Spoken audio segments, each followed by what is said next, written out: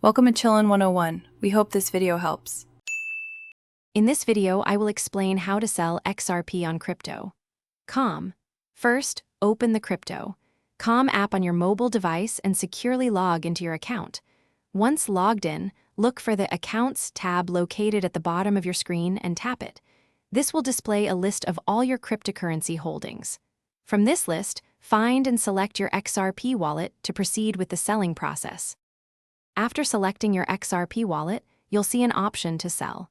Tap this and then choose Crypto Wallet as the source for your sale. Next, select XRP again and enter the specific amount you wish to sell.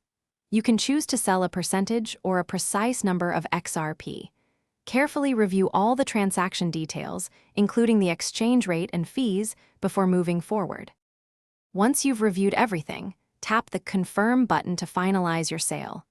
You will then be prompted to enter your passcode or use biometric verification, such as a fingerprint or Face ID, to authorize the transaction. After successful verification, you will receive an instant confirmation message indicating that your XRP sale has been completed. The funds will be available in your fiat wallet.